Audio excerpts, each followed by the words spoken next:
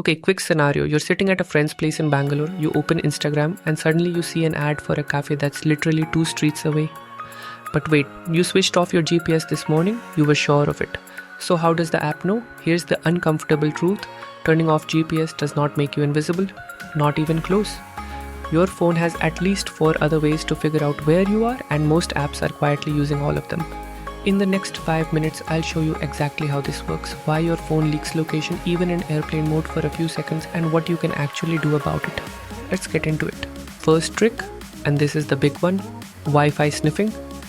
Even when your GPS is off, your phone is constantly scanning for nearby Wi-Fi networks, not connecting, just scanning.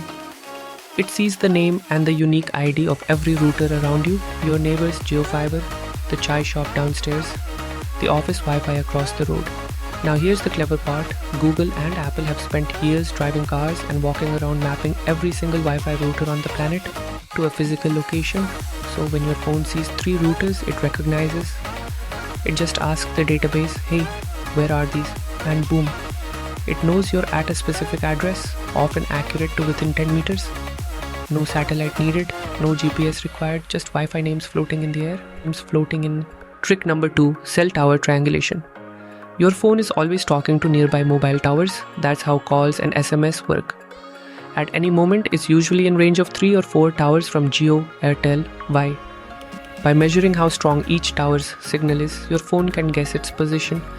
Not as precise as GPS, maybe a few hundred meters, but in a dense city, that's enough to know which neighborhood you're in. Trick number 3, your IP address. Every time you open an app, your internet connection has an IP address attached to it. That IP is registered to your internet provider in a specific city, sometimes a specific PIN code. So even with everything else off, the moment an app loads, it already knows your city. Not creepy at all, right? Trick 4 is sneakier. Bluetooth beacons. Big malls, airports, some retail chains install tiny Bluetooth transmitters that just shout a unique ID into the air. If your Bluetooth is on, your phone hears them, and apps that have permission can match that ID to a known location. That's how a shopping app knows you walked into a specific store, not just the mall. And finally, the one most people miss: your own data gives you away.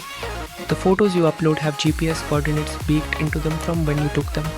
Your calendar says you have a meeting at a certain address, your typing patterns, your time zone, even the accelerometer data showing you're walking, all of it combined paints a very accurate picture. Apps don't need GPS when you're handing them everything else on a plate. So why does this matter? Because privacy isn't just about hiding something, it's about not being silently profiled, sold to advertisers, or worse, having that data leaked in a breach. The fix isn't paranoia, it's awareness. Go into your phone settings, check which apps have location permission, and switch most of them to ask every time or only while using. Turn off Wi-Fi and Bluetooth scanning in the background. Both Android and iPhone hide this setting, but it's there. And review app permissions every couple of months because apps love adding new ones during updates. Next episode, I'm breaking down what actually happens when you tap accept all cookies. Spoiler, it's worse than you think. Subscribe because your smart friend just got a YouTube channel.